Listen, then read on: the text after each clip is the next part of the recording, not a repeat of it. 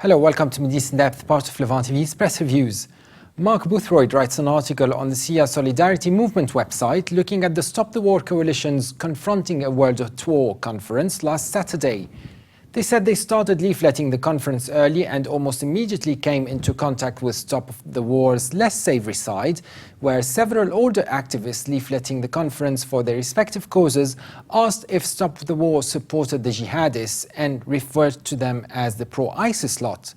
Boothroyd says, while not necessarily representative, the fact that these comments were heard at all tells you a lot about the milieu that Stop the War has been attracting with its political positions. Several more of us, he says, returned at the lunch break to leaflet again as activists came out. They engaged in several discussions where some quickly descended into arguments with people who were openly pro-regime. However, they found lots of people sympathized with the Syrian revolt, and pro-revolution activists were in attendance too and were glad to see us arguing the case for the revolution. One thing to note was the makeup of the conference. The conference was overwhelmingly white and middle-aged, and absent were the hundreds of young Muslims who were the vanguard of the Stop the War coalition movement in its heyday. Not surprising, Boothroyd adds, given Stop the War has effectively turned its back on providing solidarity with the largest democratic revolts in the Muslim world. Sumas Milner, Lindsay German and Erdogan Baran talked ISIS, imperialism and the Middle East.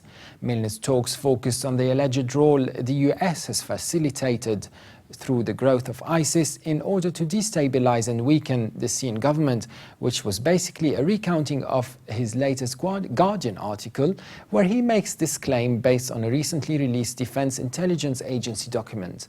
But Milner's arguments don't really stand up to scrutiny when you consider the government which, the writer argues, ISIS has wreaked the most havoc on has been the US-supported government of Iraq, and the reality that the Syrian regime and ISIS have rarely clashed militarily.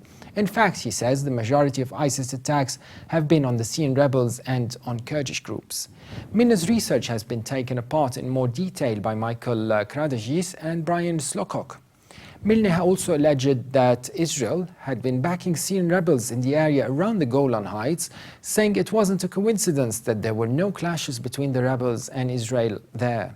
The open discussion was started off by pro-regime attendees who voiced shameful sentiment, which should have disgusted all those present. Assad supporter Mr. Declan Hayes called for more effort in lobbying at the British government to support President Assad and said he was proud to have spent the last 3 months with the Syrian Arab Army. That was it for today's brief report on Stop the War Coalition, which seems to be facing challenges from within. For more updates, please visit Levant.tv. Or subscribe to Middle East in Depth on iTunes. Thanks for watching and bye for now.